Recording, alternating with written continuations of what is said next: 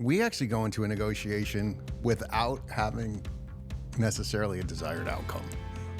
What we go into the negotiation hunting black swans. So the idea is people are desperate to be heard. Most people are not listened to. So the whole thing is about listening.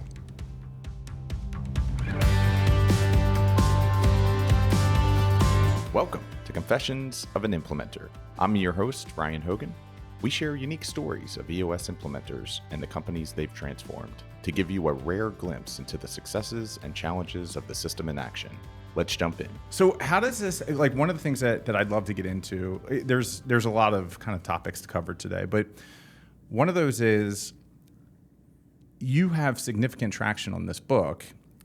It hasn't launched yet. Like there's a lot of people that put books out into the universe and they write about topics that they're passionate about, that they're interested in, and then they go to market with it and it's crickets. And then they've got to like push. And so they're doing everything from like Vistage talks to keynotes to whatever they can get in to try and like push the sale of their books. Your book hasn't even launched yet, and like you already have traction that people would like dream of. How? First and foremost, I'm a business strategist. Yeah. So I showed up and there was a strategy behind the book. Yeah. So Chris Voss, the author of Never Split the Difference and former lead hostage negotiator for the FBI, is a client of mine, an EOS client of mine. And his books, Never Split the Difference, sold over 5 million copies. So I was speaking to Mark O'Donnell, who's the visionary at EOS and was my client and then my business partner, and now I advise him. And he said, there's a book called Traction. That's sort of the EOS first book that Gino Wickman wrote. And there's another book called What the Heck is EOS? And What the Heck is EOS is like the primer version of Traction. Mm-hmm. And it sells 1-for-1 on a go-forward basis with Traction. So I'm like, aha, I have a strategy. That strategy is write an equivalent book, which is called Fight Less, Win More. It's the missing manual for Never Split the Difference. And the idea is I'm not a hostage negotiator. Mm-hmm. What I am is a practitioner of the skills and an entrepreneur who learned the skills and earned my way on to the Black Swan negotiation team. Interesting. And so when you look at it, so like what the heck is EOS? It's like it's taking the concepts and it's kind of boiling it down into is something that a brand new teammate. So one of the things that we do, for instance, is like we give out a copy of What the Heck is EOS to all of our new teammates instead of Traction, which may go out to like leadership team levels, and it kind of breaks it or boils it down. Like, how do you see this book comparing to Chris's?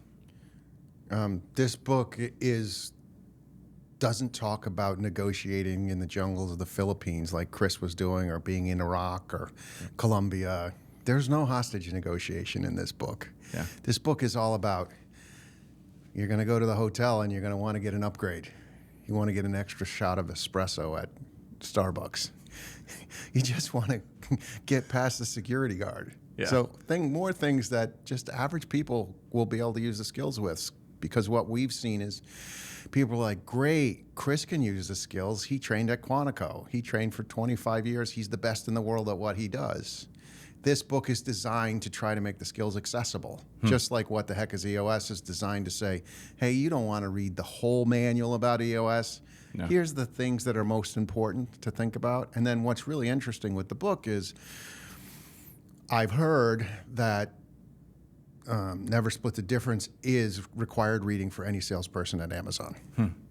Well, if Never Split the Difference is required reading, Fight Less, Win More should become required reading also. So there's an adjacency here that, like when you look on Amazon, I'm sure Amazon will figure out how to sell them as a bundle. Yeah. And you talk about like the applications and making it accessible. Like, what does that start with? I think earlier you were talking about this idea of like influencing the outcomes. Like when you're thinking about entering some sort of negotiation, where does that all start? Well, let's define negotiation first. Yeah. So our version of negotiation isn't like you're at the car dealership going back and forth, bargaining with the car dealership.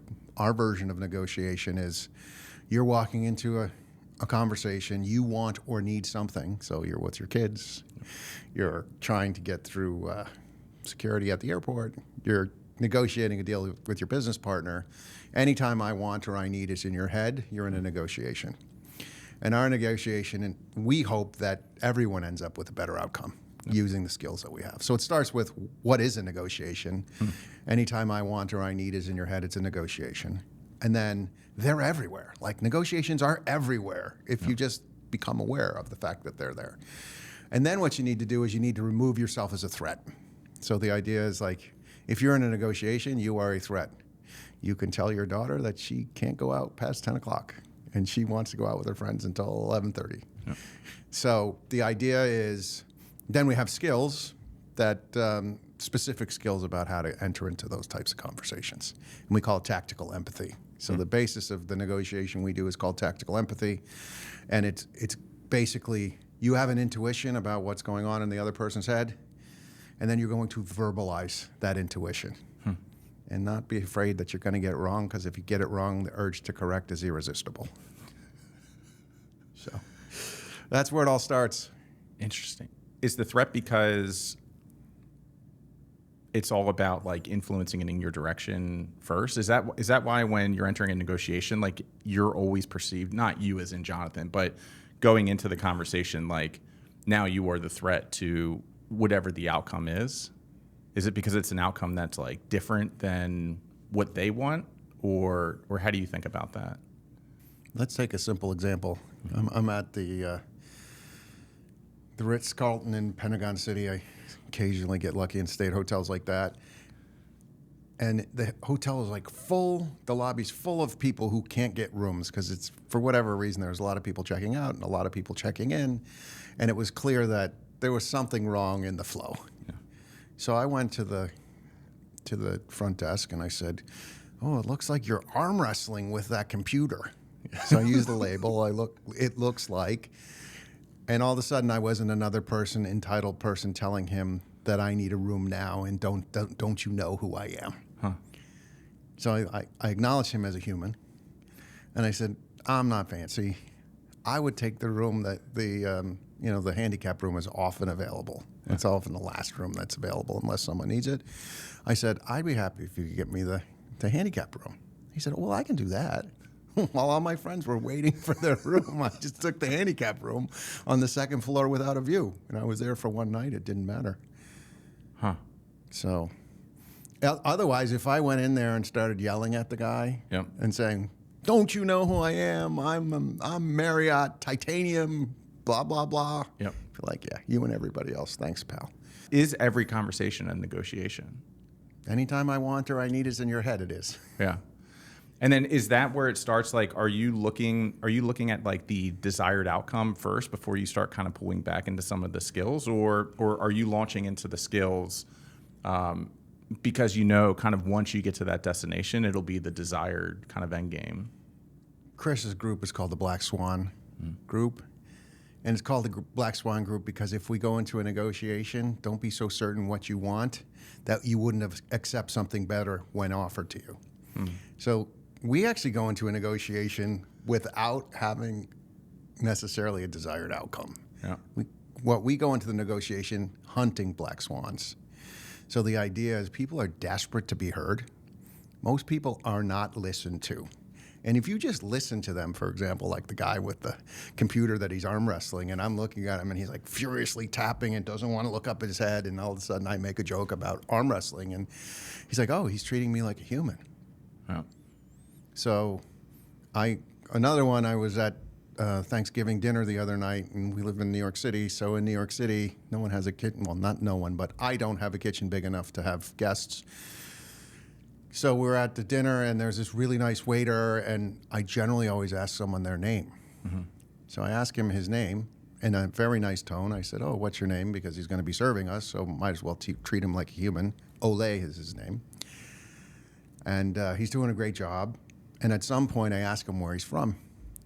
And he, like, bright smile. He got the whole restaurant that he's supposed to be taking care of. Well, he spends 5 minutes with us playing a game with us guessing where he's from.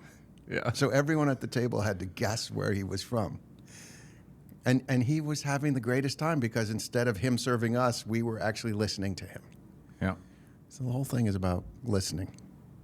And that was like the biggest kind of, and we don't, by the way, for people that are listening to this, we did a whole podcast about a year ago on listening and the 5 types and how critical those things were and are. Are you going in and you talked about this concept of like not setting goals, and one of the angles that or the example was this notion of like, because you may not know like how good the deal, like if you set it, then it's like, this is what I'm trying to achieve and this is the only thing I can achieve. When you take that out of the equation, does it also like lessen the pressure on like the skills that you have to use and the things that you have to do and the tactics, and it becomes more natural? Or is it just like, no, we do this because we think we can get more? I just think it's a better way to live your life. Yeah. Like a lot less stress, listening to other people. You know, I said, like I told you earlier on the phone, you can use these good skills for good or for evil. I choose to only use these skills for good. Yeah. And that we encourage everyone who learns these skills to use them for good. And the idea is we had a better outcome at the restaurant because he felt heard. What does that mean? I don't know. It's subjective. But he was smiling. He made sure we were taken care of. He gave us an extra dessert as a thank you. I wasn't trying to get the extra dessert. It was just, but it didn't hurt, right? Yeah.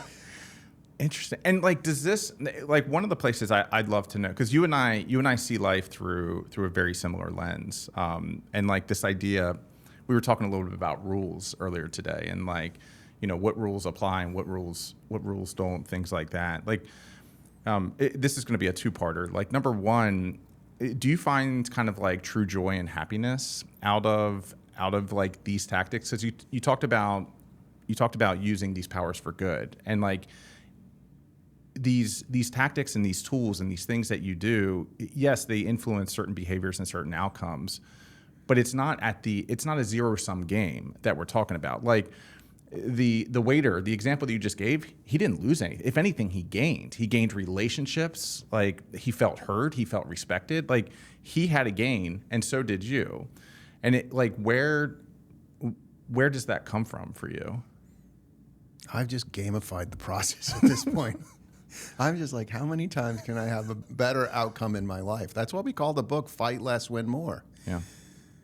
I mean, we didn't have to, like I told you the other day, fight less, win more. I was trying to get into a business club in the city, and I wasn't on the list. And I was speaking to the security guard, and she's like, well, you're not on the list. And I said to her, do I look like a criminal? She's like, no, you don't look like a criminal. And by the time we were done, she let me up. The fellow who I was meeting, they put me at his favorite table. 20 minutes later, he showed up, and I already had a coffee and used the restroom. He was like, what are you doing here? This is my table. You're just sitting at it. Yeah, exactly. And then he's like, how'd you get in here? What did you do to let you in the club? He said, I know people. That's it. I wasn't even knowing people. I heard people. I listened to people. Oof. That's pretty powerful. Because it's not about you. So this is an interesting concept. Sympathy is about you. Empathy is about them. So we say tactical empathy. So let's talk about sympathy. Sympathy is, if you walked in with a cold, you said, oh, I got a cold, didn't sleep well last night, I got the sniffles, have a terrible headache. And I said to you, oh, I had a cold last week and it was terrible. You know those people who tell you that. It's like the worst. Yeah. When I was sick, can you believe how bad it was for me? Oh. As opposed to me saying, wow, it sounds like you could really use some extra rest.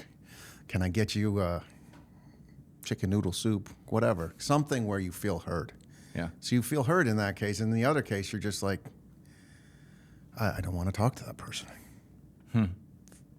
So very different between sympathy and empathy. Sympathy is I, empathy is them. Is this a mindset? Like, is this, because this whole concept of anything is possible, to be able to use the tools and kind of put yourself out there, you have to intrinsically believe that it's already achievable. Like, if you didn't believe that you could have gotten into the club or that this amazing, waiter would have taken care of you guys, then going down that path would have been hard. So it's like, is this something that is a mindset for you first and foremost, and then the tools come in and like support the ultimate kind of outcomes? So I built a proven process for how to do this. It's in the book. Yeah. Shocker. I was about to say, yeah. So EOS proven process for how this works. And one of the things is mindset. And the issue with mindset is this is a trained skill. It's a learnable skill, but it requires lots of discipline. And then you have to accept the fact that you are going to get triggered. You accept the fact that you're going to fall out of using the skills effectively, and be kind to yourself. Because the only way you can get good at the skills is through low stakes practice. So you need to actually be willing to do the low stakes practice and get it wrong, because it's going to feel awkward at first.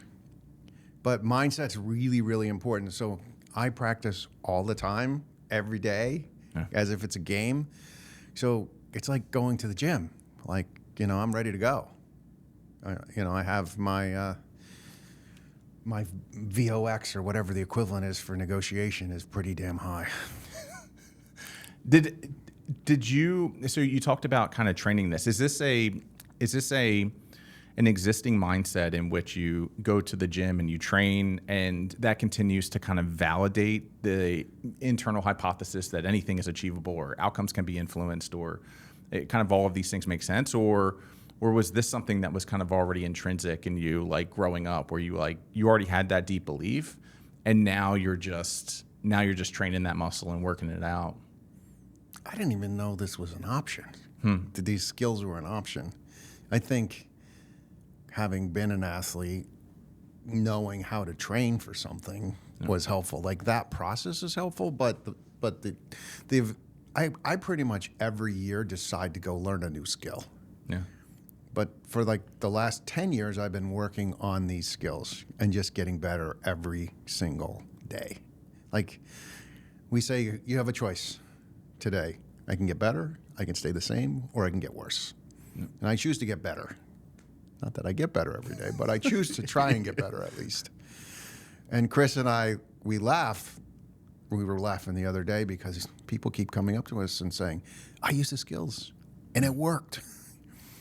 So the key is that you have to try the skills and see that they'll work, so it gives you confidence so you can actually try the next skill. And it's like learning a new language. So the best way to learn the skills is through immersion.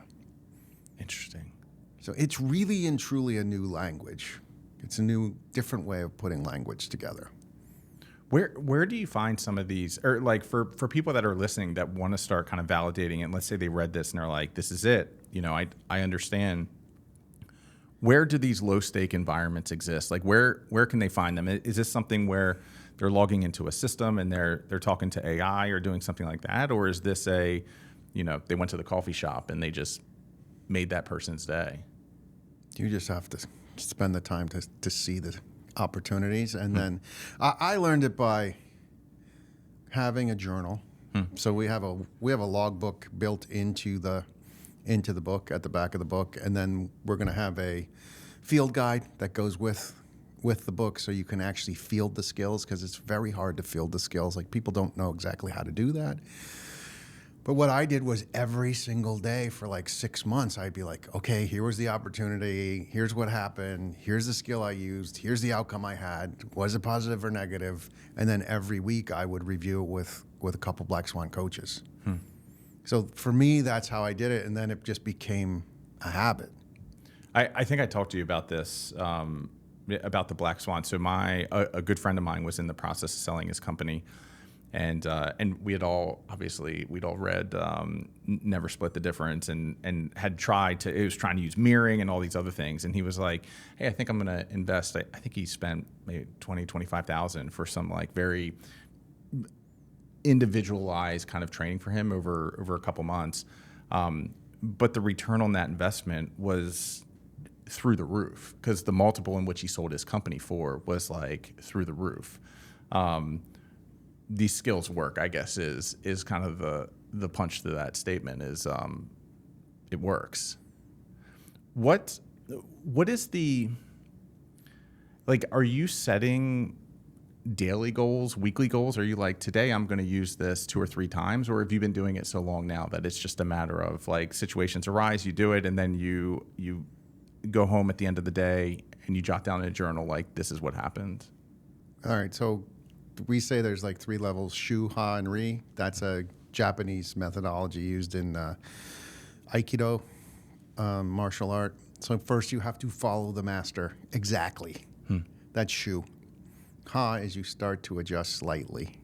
And then Ri is you're in your subconscious just doing it. So I operate in Ri at this point. So in general, I'm not really thinking about it. Your conscious processes 40 bits per second. Your subconscious processes 20 million bits per second. So if you can get it into your subconscious and have it available to you, it's incredibly powerful.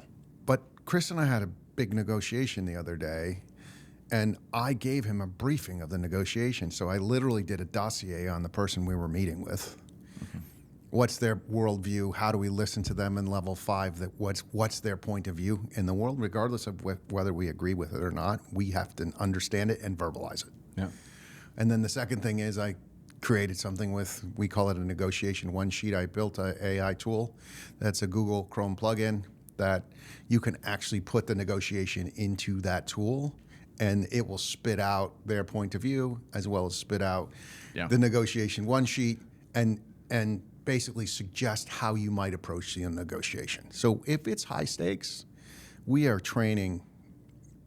Generally, if I'm with Chris is always the lead. Like in a negotiation, they call it a NOC, Negotiation Operations Center. There's a lead, there's a coach, and then there's a series of intelligence analysts behind them, like feeding them information. Yeah. The information is fed from the coach.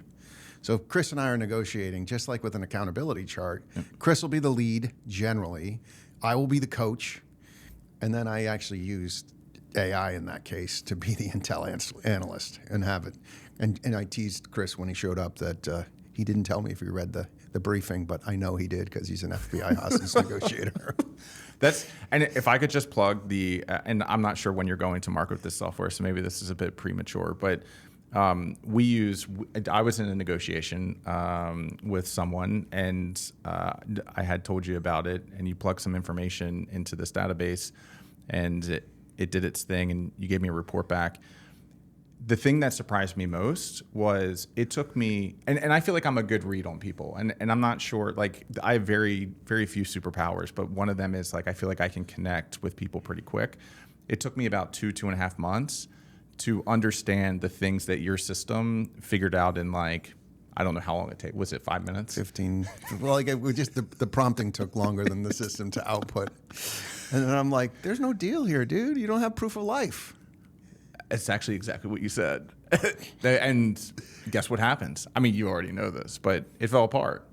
And it only took like a week or two to fall apart after that. But you knew that before I even knew that. So interesting.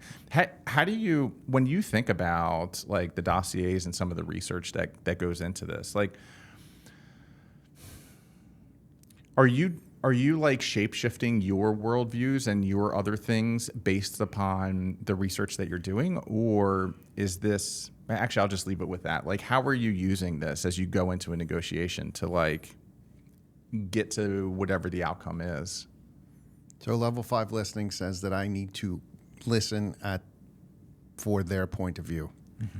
Imagine if I know their point of view walking into the conversation as if I'm in the NOC with the FBI, except I created it myself with AI. Yeah. And I know what to listen for. So when I'm listening, I'm not going, oh, that's insignificant. I'm going like, oh, they mentioned that. I need to acknowledge it. No. So just understanding what's important to them and then verbalizing that to them. So remember, tactical empathy is verbalizing your intuition. Well, that intuition doesn't just have to be intuition. It can be like, I walked in and I understood their worldview, and then their worldview is getting it's basically being reinforced by what they're saying. I'm like, oh, I know what framework to look at for them, and then I can acknowledge them for that framework. Yeah. or for that point of view. Is that like when you talk about the acknowledgement, like is that getting them not further disarmed, but is that taking you further out as a threat, or are you using that acknowledgement to like progress towards wherever you're going at that point? I just want them to feel heard. Yep. So and the acknowledgement is through a label. As an example, we found that these are the most effective ways. Label is, it sounds like, it seems like, it looks like, it feels like. Something, blah, blank, whatever you're feeling. If you want to make it a little more personalized, you sound like, you feel like, you look like, you seem like. Yeah. And if you know the person really well, I might look at you and I say, you are stressed. Yeah. Instead of saying it seems like you're stressed.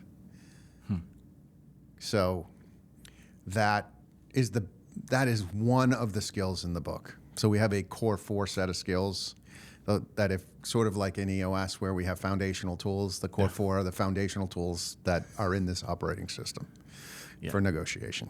It's and just like a quick sidetrack, it's amazing how much EOS kind of applies to so many different kind of frameworks. I was at a breakfast this morning with some friends, and they've started to implement EOS into their personal lives. And I've heard like experiences like that so often. You talk about the 4 frameworks, so we've covered 1. What are the other 3? Other 3? Yeah. That's a mirror. I'm just messing with you now. This is what. Do you remember our first phone call? The first phone call we ever had, and I think I came in hot, and I was like, I don't know what I did, but I said a lot of things very, very quick, and you did the same. Like you started mirroring me like almost immediately. You were like, settle down. This isn't like we're just getting to know each other or something like that, and then you started mirroring. Okay. So that was a mirror. That's number 2. So the idea is we would drop a label, then use dynamic silence. So I'm messing with you with dynamic silence. It's yeah. You won't play along, but I tried. I felt like that was like 2 seconds. That was good. All right. What was the third one? Sorry, before the dynamic silence. So label, then dynamic silence, mirror, then dynamic silence. So dynamic silence is number 3. Got it. And the issue is like if you drop a label, you have to let it sink in. Sometimes you have to wait a long time for it to sink in because you're waiting for that person to respond to that label.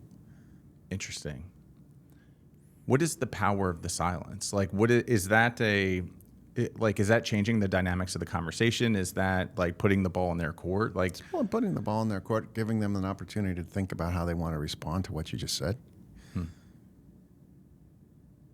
Most people just continue to talk through the close.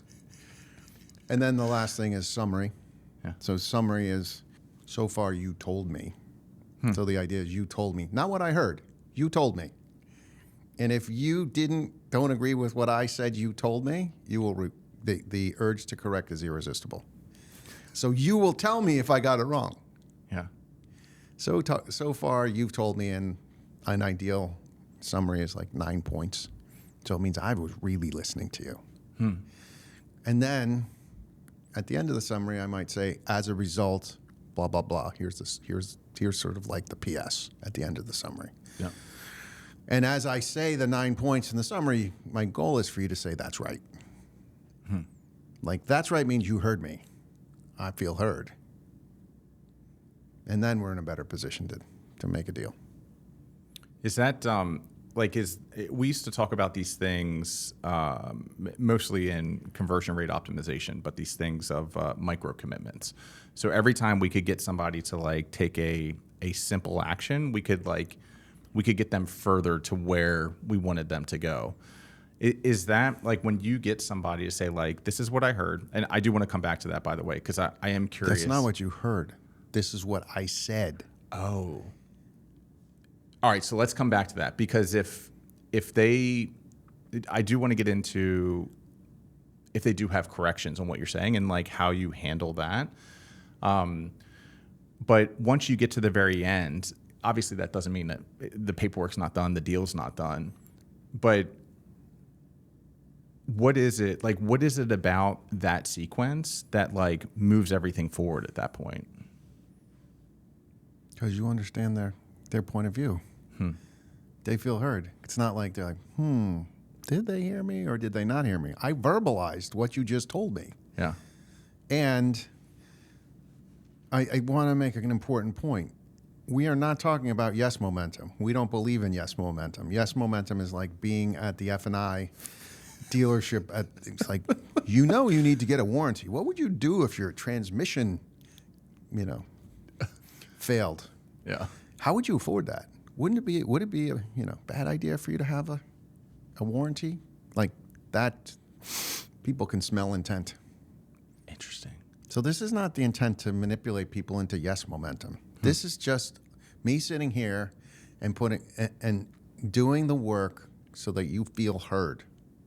Because I actually listen to you in a way that you almost never get listened to.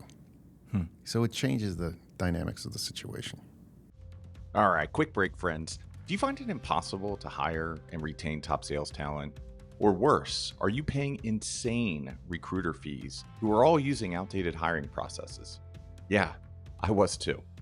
At Hunt to Killer, we were spending hundreds of thousands on recruiter agency fees. And after I sold that company in 2025, I started Talent Harbor. And the whole vision here was to make sales recruiting accessible to small and medium-sized businesses, because the organizations that can hire and retain world-class people are the ones that ultimately win. Most organizations rely on things like ZipRecruiter or LinkedIn, and they get hundreds, if not thousands, of resumes. But we find that the best salespeople are already perfectly placed somewhere else. And that's why our approach is to go after them. And we do that through a business model called recruiting as a service. We do not charge commissions. We do not have success fees. We don't have contracts. We don't have long-term engagements. And we become an extension of your team as expert sales recruiters. If you're tired of the same old recruiters and want to actually grow your sales team, check us out at talentharbor.com. That's Talent Harbor, TALENTHARBOR.com. Let's get your next sales superstar hired. Are you saying this stuff intentionally to kind of correct your own notes, or are you saying it to like, not what you heard, but like, obviously you're not saying this is what I heard, because that's not the point of that specific tactic. If they do correct you, are you changing it at that point? Yeah. Okay. So you're not debating in this. It's not like, oh, that's not what I said. And you're like, well, that's what I heard you say. No, you're like, oh, okay, that's the actual data point. That's the data point, because you at least know where they're coming from. Because wouldn't you rather know what their position is as opposed to trying to manipulate them into your position at that point? You just want them to hear. You just want to hear what they have to say. You don't have to agree with it, and you don't have to do that deal. But at least you know who's in the way of you getting a deal, what they're thinking about the deal, what their important deal points are. They're going to tell you all those things. Otherwise, we're guessing, because everyone's always hiding. They're always hiding things. Does that get you, like, once you have this information, does this kind of set up your first go, no-go point? Are you like, if you heard the things in which like you realize are very important to them, you're not going to be able to get across, is that kind of the proof of life you're talking about? Or are these like data points and like now it's ours to figure out how we're going to move? It just depends on the deal. The idea there is, it's not a tragedy to not do a deal. It's a tragedy to spend a long time not working through a deal and not getting the deal. Yeah. Like, wouldn't you have rather had me tell you up front than spending? I'm sort of busting your chops. No, I'm going to come back to that, because this is a great point. Like, if you use a summary there and then you realize, that person there were deal points that just weren't going to work for you, wouldn't you rather have known, like, in the first hour versus you now have spent 4 months working on a deal? Yeah. That's and so I'll put a caveat that there's been a few deals. That way we're not acknowledging that there was just one. Specifically on that deal, though, or on one of the deals, we got to a place. So I'm all about efficiency. For me, like, I want to get as fast as humanly possible to that go, no go. And if it's a no go, that's fine. Like at least we're moving forward, because at that point we're not moving forward over here, but we can put those resources into another area. And I was very intentional about the strategies that we set up for a couple of the deals that we reviewed. And so it was like the first 2 weeks was get to know and get the necessary documents. The next 2 to 4 weeks is like analyze, assess those documents, come up with questions. And then there was a go, no go right before LOI. And the LOI was to get to a place in which we could figure out, like, we've already done diligence. We've already come up with kind of a general valuation, and we're ready to at least have a conversation about those things. If I would have read your stuff or had your information prior, I feel like I could have saved probably somewhere between 6 to 8 weeks being able to get like what's most important. Because like the valuation of course is important, but there's different ways to get to the same valuation. And if you can't, you can find out pretty much up front if any of those variety of paths are going to be viable. And you figured that out in 15 minutes and a quick 45-minute debrief. Yeah, I looked at their LinkedIn profile and what they emphasized. Yeah. And I was like, this is what they want. And you're like, took me 4 months to figure that out. That's exactly right. There's a few that I think will boomerang in 2026. So we'll I'm going to bring you in a little sooner on the next conversations. Might not be such a bad idea. My fees are going up in 2026. I thought we'd just do this for podcasts and book signings. Let's go into EOS. So let's start with how you got into EOS, because like you are, not to do this like live and on the show, but you are unlike many EOS implementers out there. Not just like how you've been able to navigate and the things that you know, but the skill sets that you bring go far beyond EOS. How did you get into it? And then we're gonna kind of go into some of these specifics. I was in EO Detroit at the time. There was some guy bouncing around the bar, and I was like, "Who's that guy with all that energy?" It was Gino. No book. Had sold his business with his dad. Was trying to figure out what was next, and just before anything happened with him. And so I'm like, we need to go talk to that guy. So I went and met Gino, and I did an EOS session with him, which was not called an EOS session at the time. He had something called Virtual CEO. Oh. So there we go. We paid Gino $1,500 a day at the time. So I think probably his lowest fee ever. Yeah. I think we were his second client. And from there, I had a conversation with Gino at, I think, Starbucks in Michigan somewhere, and he talked about Don Tinney, like the future Don Tinney. I need a guy. Yeah. This guy was his integrator. And from there, I actually ended up, the business I was in with my brother, we broke up because we didn't have the same vision. So there's 4 partners, and 4 partners is always hard. Was that Gino that helped? Like, was it bringing EOS or Virtual CEO? Was it bringing that system into the business whereby it's like, oh, we're misaligned on some of these things? Yes. So we're in, I think, page 52 and 53 in Traction. Yeah. There's a copy in the back here, and this is crazy. I know. We came into the studio. DJ over there, our amazing technology guy. Yeah, they've got Traction. You pulled it open. Yeah. So we're in the book. And then what happened is I ended up using it to build a Inc. 500 business, sold $100 million worth of product in the Middle East using search engine optimization. And my brother ended up building an internet retail business. So separate businesses, both ended up Inc. 500. Did he implement EOS as well? He did too. He stuck with Gino more so than I did originally. He was the CIO for Gino for a long time, and now he's an implementer. Huh. Where is he based out of? Michigan. Oh, Michigan. Got it. Is that where you were originally? I grew up in New Jersey, but I went to Michigan for like 10 years. And then the auto crisis happened in 2007, and I was operating in the Middle East mostly, out of Abu Dhabi. And it was just hard to get from Michigan to Abu Dhabi. It was much easier to go from JFK to Alpha Uniform Hotel, Abu Dhabi. So then you guys moved out here? I moved here. Tyler stayed. When did you move down to D.C.? When I got done with being in the Middle East. Got it. So I lived in DC for a couple years. That's where I met Chris. So how does this, because this is really interesting as well. And I've heard this story. We didn't talk about this on your first one, but I think this speaks to like how you see life and how you're able to kind of navigate. Like, how did you're brand new to DC, you probably don't know many people, 0 people. I didn't want to say that. I figured maybe you like preceded a network or something. So you don't have many people that you know. And the first person you stumble upon is a best-selling author. He wasn't a best-selling author at that time either. He had no book. Oh, how long ago was this? Like 2012. You're way ahead of that. You keep discovering all these people, right? My assistant says I'm the kingmaker. I was about. Are you talking about Brittany? Yeah. All right, I'm gonna text her after this. That's hilarious. So you just stumble into this random gentleman. Well, so what happened is, think about this. I was in the UAE, United Arab Emirates, working for Sheikh Mohammed, who was the ruler of, at the time he was the crown prince of the UAE.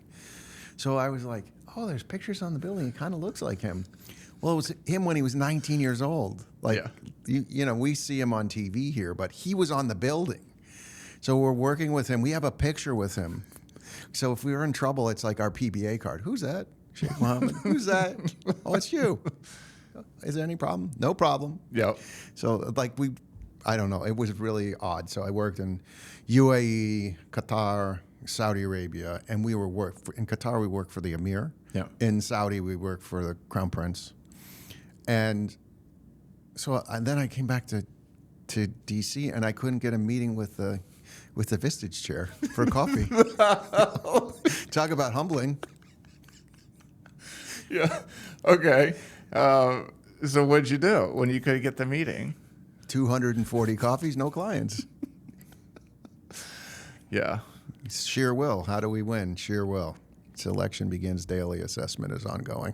So I used to go to the Tower Club, which is like a business club in DC that everyone knows. You can go to breakfast and meet other like-minded business people.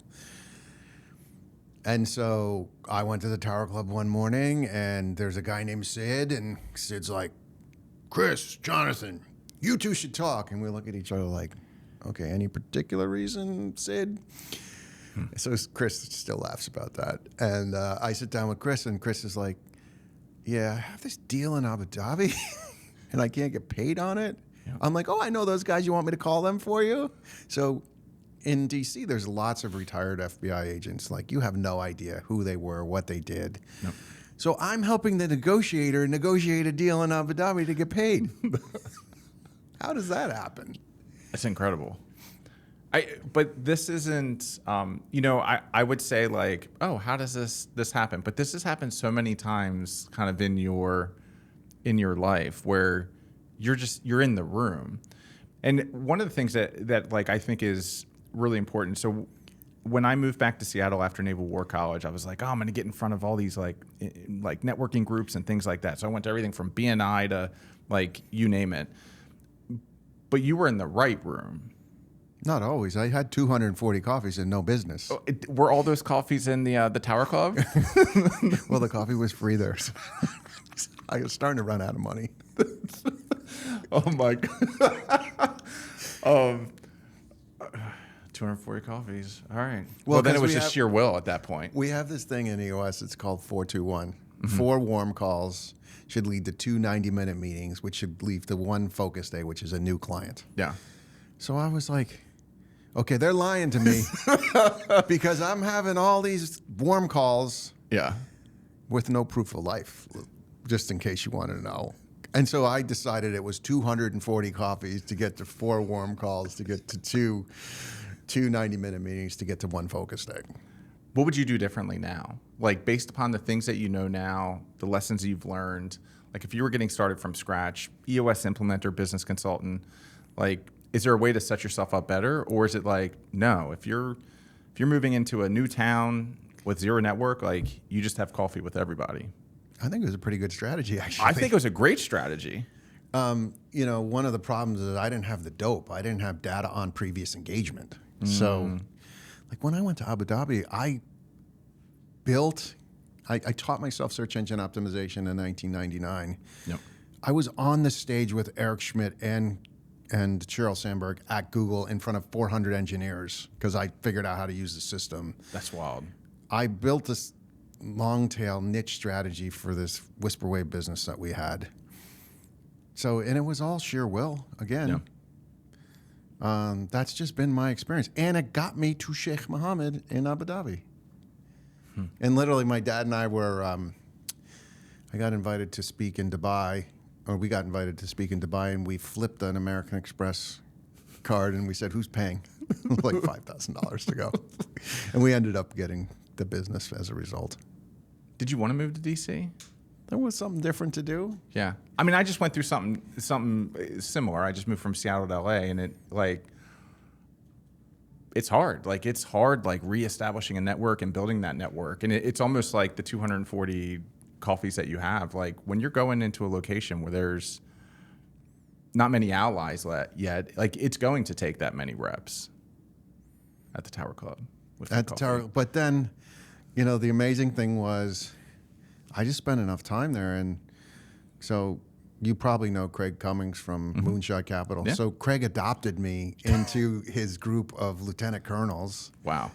So I would hang out with those guys. Yep. So they let me hang out with them. I was with Joseph Kopser and a crew of those guys. And we would be out at night, and General Dempsey would be calling one of the guys who was his XO.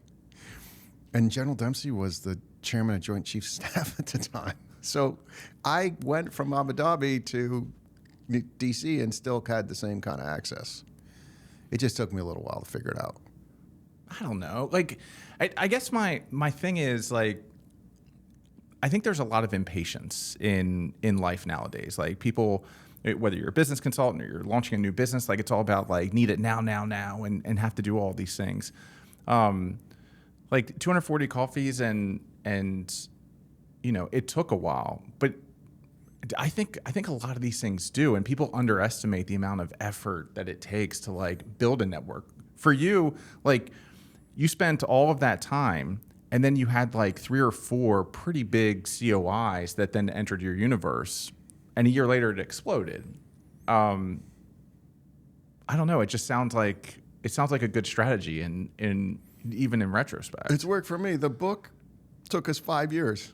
We threw it in the garbage the first 2 times because we couldn't have Never Split the Difference Part 2. There's never going to be a better book on negotiation than Never Split the Difference in that format that they wrote. No. It's like having How to Win Friends and Influence People. Like, it's going to be a perennial evergreen book. Yep. Chris and Tal did a fantastic job. So it took us the 3rd time we finally got this book. So we're long-term greedy. Yeah. At the end of the day, I'm long-term greedy, not short-term greedy. And that's why the book's it's taking off now.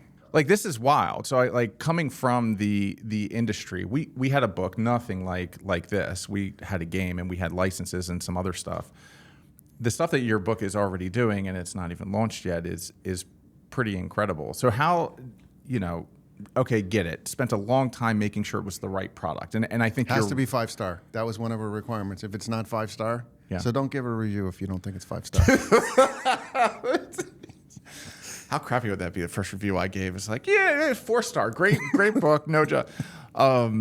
It starts with I think that's a good kind of use case of, like, everything starts with the product. So you spent a long time making sure that this was the right product. There were a couple that came out, and you were thinking through it, and you were like, no, these are garbage. This can't be a Never Split the Difference 2. You finally landed on this. So now you have a great product.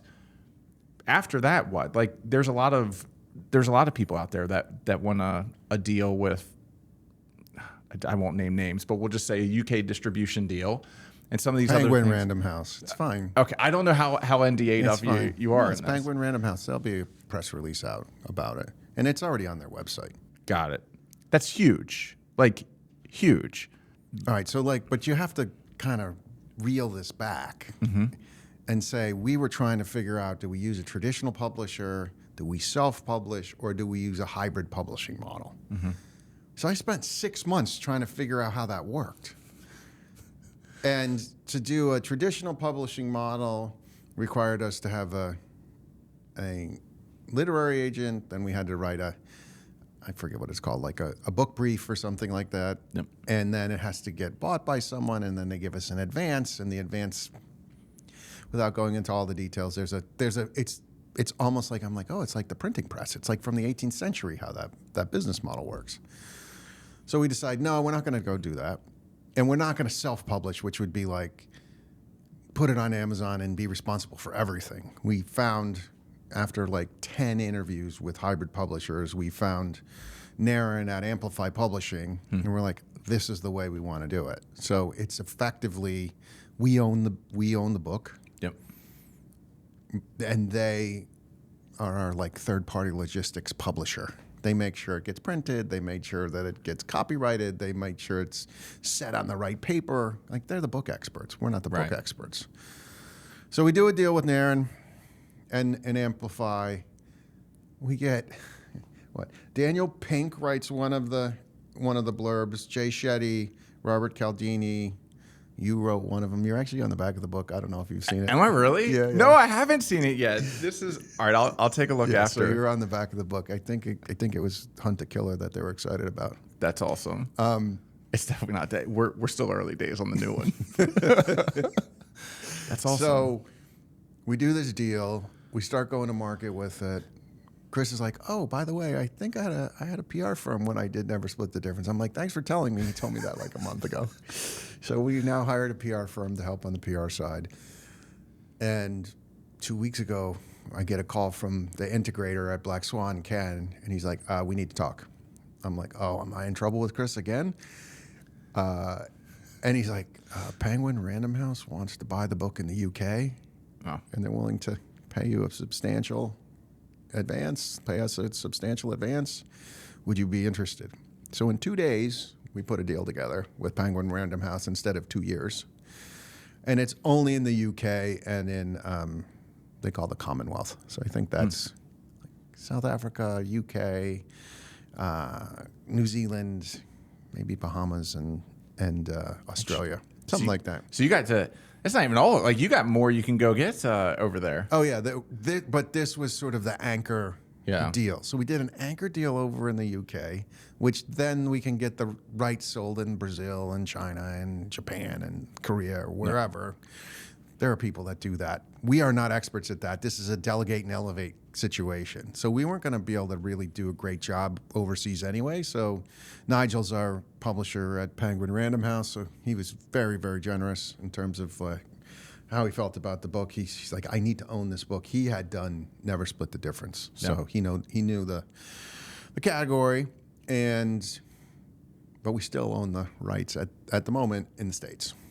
And the economics are substantially better to do it on a hybrid publishing model. So we de-risk the whole platform. We de-risk the product by putting the money up ourselves. And we shall see. Look for the black swan. We're hunting black swans at this point if someone comes and tries and buys it in the States. Interesting. I mean, at this point, you're just playing with house money, which is great because you got the UK thing. That's incredible. What's one piece of advice that you would have? Because a lot of the audience that we get with this is like EOS implementers and business consultants. And generally, like, this is kind of the strategy. Like, you find a niche, something that you can become a subject matter expert. You go write a book. You talked about this hybrid model. Like, someone that's coming up, what would be kind of your biggest piece of advice for them? About specifically, I'm just not quite sure where you're going with that. Well, past the quality. So let's just assume that the quality's already 5-star, except for your 4-star. Assuming that the quality of the content and the ideas and the theories and everything is already there, like, what's your one biggest piece of advice for them trying to get traction on this type of book? Well, the thing I love about the book is that the total addressable market is so big. Yeah. So first of all, like, the TAM is massive. Yeah. Any ambitious human in the world who wants to get better at negotiation. Ta-da! Like, that's awesome. Okay, I love that. Because there's a lot of niche books where it's like, oh, the total addressable market for that niche is 1,000 books. Yep. Great. If you want to write a book for 1,000 people and you want to be the expert at that, that's fine. That's not what I personally wanted to do. So first of all, I like the business model that we could sell this book and make a huge impact. I think that if 1% of the world used these skills, we would have more peace in the world. Yeah. So that's really why I'm excited about it. And then the other thing is we're playing the long game again, long-term greedy, realizing that, on a Sunday, you and I are in a podcast having a conversation, right? A rainy Sunday In New York. Yeah. In New York. So, what does it take to win? Sheer will. Yeah. And then you have to be focused. Like there's so many people with these shiny stuff, shiny objects, chasing shiny stuff. Like I don't chase shiny stuff. I happen to be really good at EOS, expert EOS implementer, having done 1,500 sessions and 150 clients and 50 exits. I can then use this skill in a room. That makes a complete moat from an EOS standpoint. And, that's exciting to me. So Mark O'Donnell would generally say, do you find it fascinating and interesting? Like pick a topic that you find fascinating and interesting. Don't just pick a topic because you think you're going to make money at it. And when you did this, was this like, were you thinking more about kind of the personal credibility and the personal brand and being able to like drive business? Or was the goal for because there are, I don't know how many books, but millions of books. There's so many books out there that Amazon chose books first because of how many SKUs. But not all get a hit. Was that kind of your intent out of the gate? Was like personal brand, sure, credibility, yeah, like this will be great. But like let's write something that can change the world. Yeah, this book was written to change the world. This book was not written. Yeah. I have a personal brand book. It sells 1,000 copies. I know. I put it back there. It's sitting all. It's okay. It can stay back there. This is. I've told Naren, this is going to be one of the 8 books in 2026 that's going to sell over 1 million copies. Oh. And that is my laser focused goal. One last thing on the hybrid model and Amplify. So when you think about how all these pieces come together, like how do you think about that strategy? So for instance, like we're on a podcast right now. So you've got podcasts, you've got speaking. Like what are kind of all of the things that you're pulling together to like help promote this book? I have a LinkedIn Learning coming. There we go. Right? I mean, that's pretty awesome. Yeah. LinkedIn will probably help us. I'm supposed to be on one of their podcasts. So there's certainly that channel. Chris said, LinkedIn's like NSA. They have the details on everybody. So that's interesting. But, to have them as friends, they've been very good friends with us. I'm going to be the keynote speaker at the Black Swan Summit that we're having. So, and going to go do speaking all over. So it's like podcast speaking, media, PR, book signing, coaching, teaching, and ultimately what I want to end up being, Tony Robbins has a deal with Paul Tudor Jones where he has a piece of carry in the funds, in Paul's funds. And they've been together for 25 years or something. Yep. That's the deal I want. I want to be like with someone like that, with a team like that, and be their negotiator. Does this mean you're not going to start picking up my phone calls in like what, February next year? You're going to be all over the place. It's going to be a busy year, but I'll still take your calls. Just 5-star. You carry select clients on the EOS side. Like what's kind of how do all of these things come together? Like what's your 10-year target from a personal standpoint? Well, Chris and I had a really interesting conversation about EOS. He's like, you're the only one on the Black Swan team who has a laboratory to go use the skills in an EOS session with someone for 8 hours once a quarter. Mm-hmm. So I just look for really interesting clients where I can make a huge impact. Yep. So it tends to be something interesting, like, I'm on the board of the Spy Museum. So yep. I did that as a result of doing EOS there. I have clients who've raised $500 million from major family offices doing really interesting things. So that tends to be, venture capital firms who I come and get to be on their teams. So it just tends to be, do you have a business that I want to learn about? So I have a client who's in the CTV business, and I wanted to understand CTV. And they're venture backed and They have ambitions to be have a unicorn exit. So that's interesting.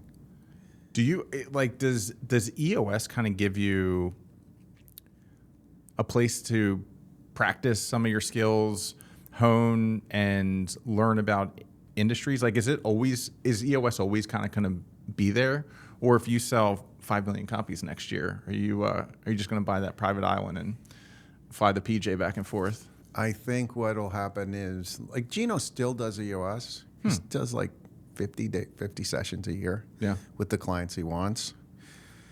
So I think it will be part of what I do, and I'll do it very selectively with who I end up wanting to do it with.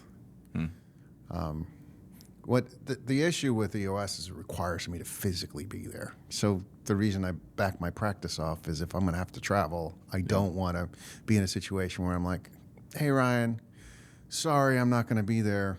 I'm in Monaco right now. At the F1 race in a suite. And I can't take care of your U.S. My client. So I don't want to do that. So I'm trying to figure out what the right balance is. Got it. When you look back, like what do you want your legacy to be? Just I always say, like, every client I start with, I say, you know what? My goal is that we're friends for life. Yeah. And I make an impact on you. It changes your life. So I had a client the other day who I was talking to, and he said, you've saved my family and you saved my business. Yeah. It's pretty awesome. I was talking to one of your clients not too long ago who is now an EOS implementer, and he said the same, that you saved his family.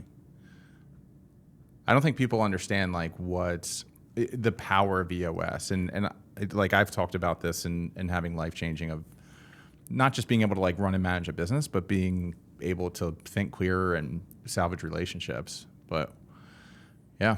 You have to be willing to enter the danger. So these skills, the interesting thing with these skills is I'm very comfortable having a sensitive conversation. There's nothing that could be said that's going to scare me at this point. I've been through it all. 1,500 sessions. I've seen most of it. I mean, I had a session where someone at the job site cut their arm. We had to tourniquet the guy's arm. Oh my gosh. They brought him to the hospital, and we continued the session. What's the? I haven't heard. I've heard some of your stories. What was it? The neighbors. They were knocking on the door when they weren't knocking on the door because the family was screaming at each other. Yeah. And I pretended they were knocking on the door so they would stop screaming. Are you always able to like help them? It's not off the ledge, but like, sometimes it just has to be a parting of the ways, or generally speaking, can you help get people aligned more often than not?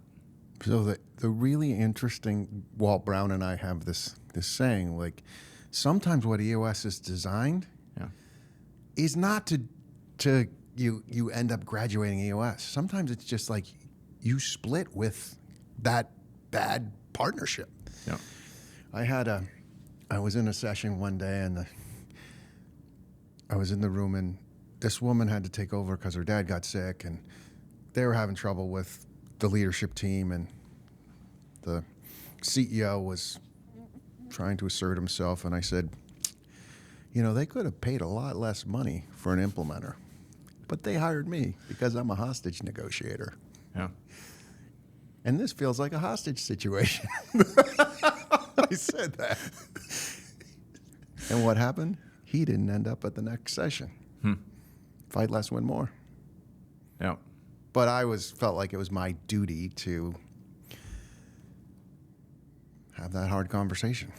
What are some of the, like, when you think about you in a session room and some of the skills, or all of the skills, like, when do those skills become applicable? Is this about like extracting information from people that might be withholding and making sure that all of the problems, all of the issues are in the middle of the table for everybody to see? Is this you like using active listening? Like, which skills really show up for you in the session room? Situation drives tactics. So I can't tell you until we end up in the room what skills I'm going to need. Now, Sam Garfunkel, who he'll say, Jonathan said 17 words the whole day and the whole thing got executed. So My goal is to just keep it down the lane and get them what they need, and then deliver the messaging when I need to deliver it. So one of the stories in the book is about a session where we were checking in and someone was unwilling to check in. I'm like, oh, best personal, don't have any. Best professional, don't have any. I'm like, okay, working, not working. So instead of like making it about him in the session, we checked in all around the room. And then I said, so I have bad news. So that's an accusations audit. I have bad news. We can't move forward unless we deal with whatever the issue is that you're having that you're not comfortable sharing. Yeah. Something as simple as my daughter scored a soccer goal this weekend. So I asked him again if he was willing to share. He said, I don't trust someone on the team. I said, okay, who it is? Who is it? We name whoever we're talking about. He said, I'm not comfortable doing that. I said, it doesn't seem like you want to be on this team. He says, I don't. Stands up, walks out, and leaves. That was it. That was it. And then you just We moved continued forward. the day.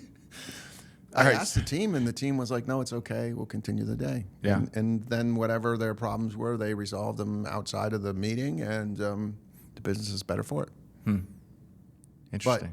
But, like, you'd think a lot of earlier implementers think, like, I have to solve it for them. Yeah. I'm just, like, pulling out my flashlight and going, the mold doesn't like the light over there, and I got some bleach also. And, you know, I'm just shining the light on it. I don't want to break the team, but I didn't know that was going to happen. But it worked out. What's your philosophy on this whole graduation thing from an EOS standpoint? I never ask. People graduate when they're ready to graduate. The thing that like having a third party in the room that does not have the same amount of like vested interest and is not sitting, you know, is more sitting at 10,000 feet or can come in and add outside perspective. It's like, I don't know. I think there's value in that forever. Sure, there's an EOS framework, but if you find the right EOS implementer, to me, it goes much further beyond EOS. Those three examples you just gave me, somebody cutting their arm, shining the light on someone that couldn't do a check-in, and then everybody yelling at each other, like, that's not EOS pure. You're not sitting, like, that's not EOS principles. Those are like perspectives and unique things that kind of, in my opinion, go far beyond a framework. Yeah, I say 70% of making EOS work is getting team health right. Yeah.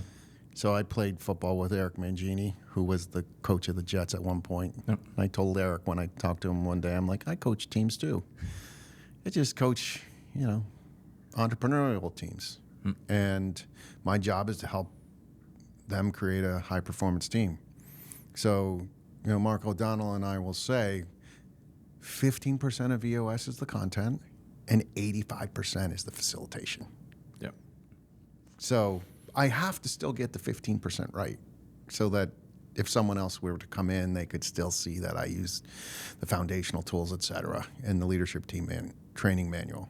But beyond that, it's, you know, we're in a firefight, and then we got to fight our way out, figure out how to win. What's your philosophy on like, not necessarily EOS pure, but like it has to fit this template in this mold versus like you come in, you coach, it's about team health, and you make sure that like the things are in the right places.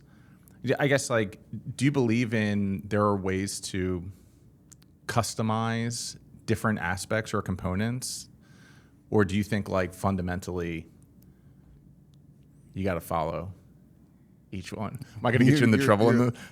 No, I'm not going to get into trouble. I tell them directly, I do EOS Freestyle. Yeah. Right? I run special operations. Yep. If I were in the military, I would be in Special Operations Command. I would not be in the regular military. And so my job is to get people what they want from their business, and I will do my best to use the tools in the toolbox. And if those are not the right tools, we will use some other tool to execute. So sometimes I'm using Black Swan tools, and sometimes I'm using Business Model Canvas, and sometimes I'm using some other tool. Sometimes the client needs to use RACI or something because they want to run RACI, or sometimes we're running Agile. And it's okay. Like, at the end of the day, I have a client, a Syrian client in the city. He said, I don't care what it's called. Put cash money in my pocket. That's what I care about. That's actually what your clients care about. Let's do this. One, someone just listened to the second part of this, which I think really kind of balanced the first. Maybe it was like the fight less, win more versus the other book. But it's this idea of like, in the first time, or in our first episode, we went deep into like the different components and types of listening, what that really meant. And here I feel like we got more into like the tactics and the things that you actually use to fight less and win more. If someone just listened to this podcast, the first one and the second one, they're like, I need Jonathan in my life right now. Number one, what are you looking for in clients? And then number two, obviously, how do they get a hold of you? Yeah, I'm just looking for clients who are looking to get better and are committed to being, we say, appreciative, respectful, frustrated, want help, right? With an interesting business where they can teach me something about business and I can teach them something about how to get what they want from their business.